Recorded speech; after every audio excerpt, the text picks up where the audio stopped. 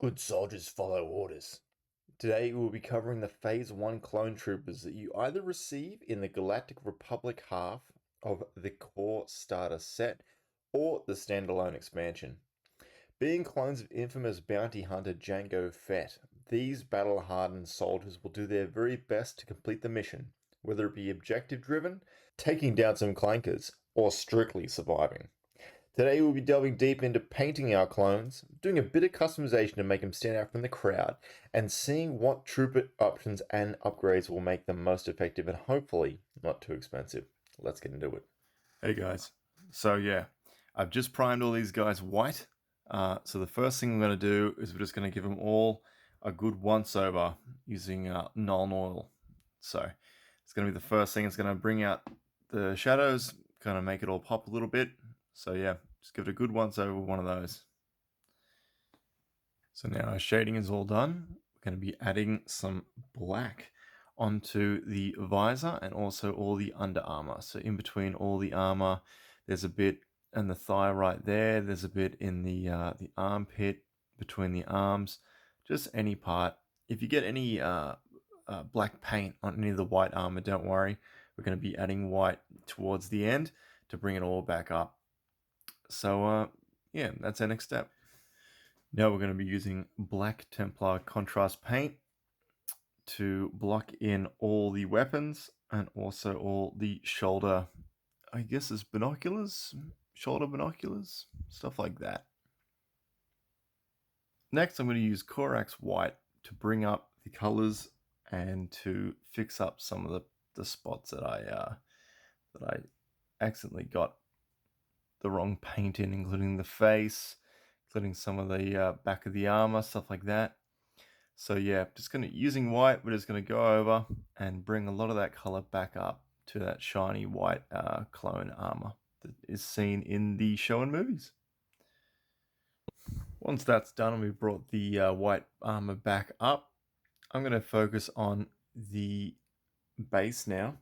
I do have this Vallejo Environment acrylic mud and grass paint that I'm just gonna lather over the base here. So yeah, you want to have some kind of nice colorful base for your clone troopers, as they do have that white armor. You want something like a brown, an orange, a bright green, maybe a blue, something like that to kind of make that armor pop.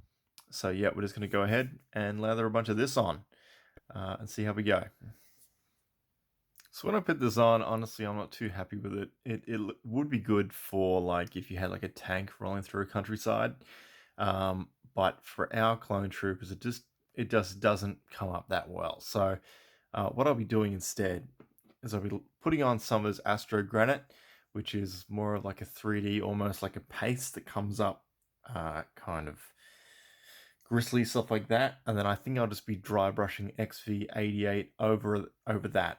So it's going to be like a nice kind of brownish reddish, almost like where they did the first battle of on Geonosis. So yeah, I think that's the way to go. Because personally, I don't think this turned out too well. So we're gonna starting after this one, do that. Yeah, XV88 and Astro Granite.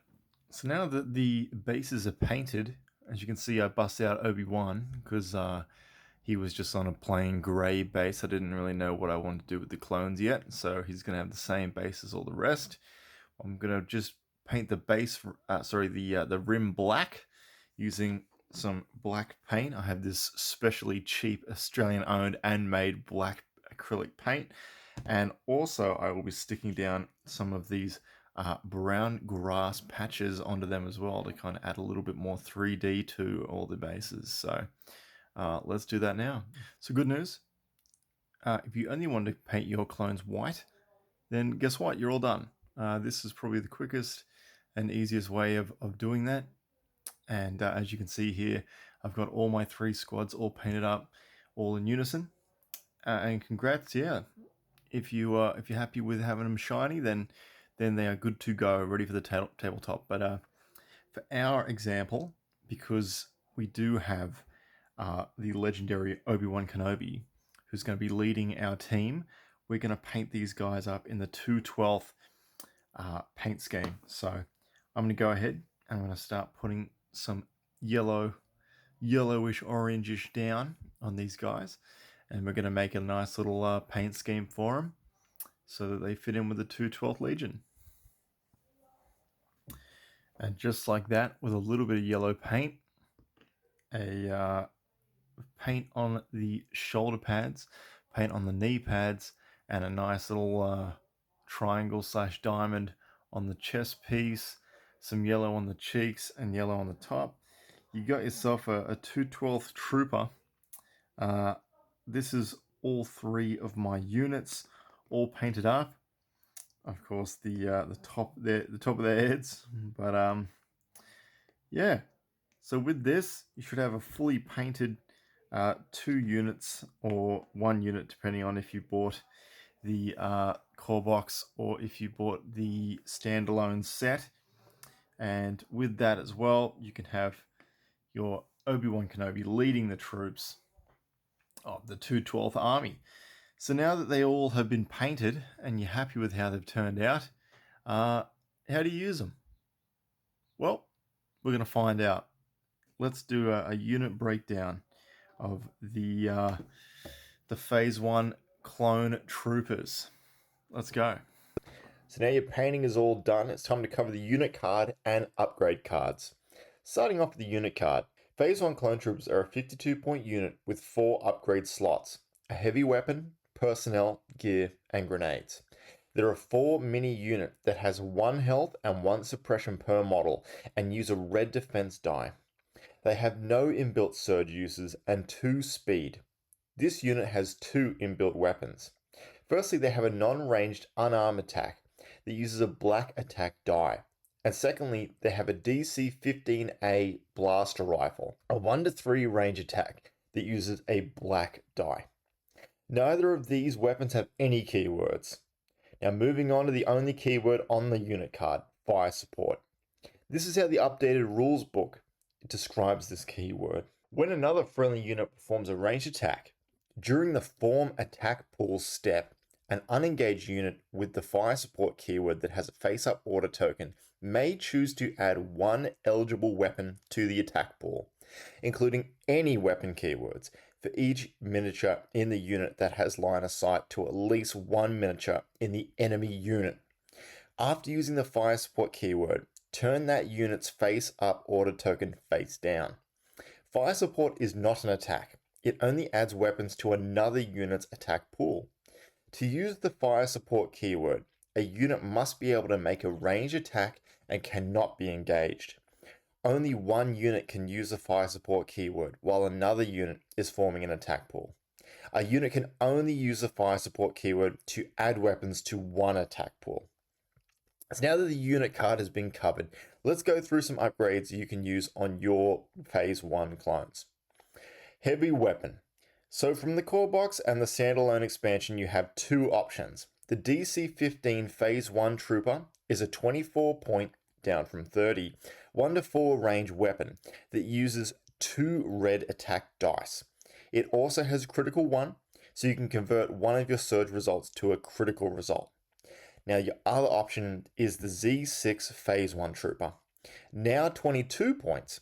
This weapon is 1-3 range with a whopping 6 white attack dice. Just like the Rebel Trooper Z6 upgrade card, this is a great way to throw a fistful of dice, but there's more.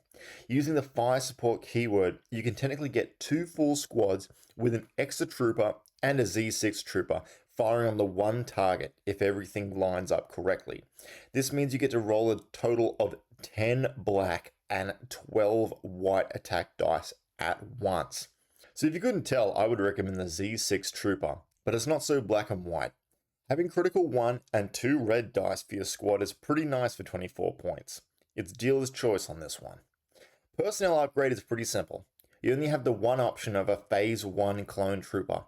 It's now 10 points instead of 13, which is a nice change, as that's cheaper than how much each trooper and the actual unit cost. These guys get expensive very quickly, so it's up to you if you want another one for your team. Gear upgrade. Now this one's a bit tricky. My recommendation actually doesn't come in either box, so let's go over what does before we look at my recommendation. Firstly, we have Recon Intel. This comes with the starter set, and for 2 points, you get to perform a Speed 1 move after you deploy using Scout 1. Environmental gear is the other gear option the core box comes with. You get to ignore the effects of difficult terrain on the battlefield for 2 points, down from 3. If you bought the Phase 1s in their standalone expansion, you receive Electro Binoculars, 8 points, and gives the ability of nominating a friendly unit at range 1 and giving them an aim token. All 3 of these are quite situational, and if they're only what you have to work with, then it's up to you, honestly. However, my recommendation will be targeting scopes. For 6 points, you can reroll an additional attack die when you spend an aim token. This means you get to reroll up to 3 dice per aim token. Pair this up with the Z6 Heavy Trooper upgrade for maximum effectiveness.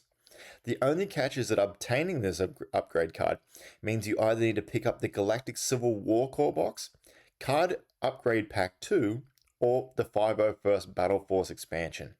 Psst, Upgrade Card Pack 2 is the cheaper of these options. Let's talk grenades.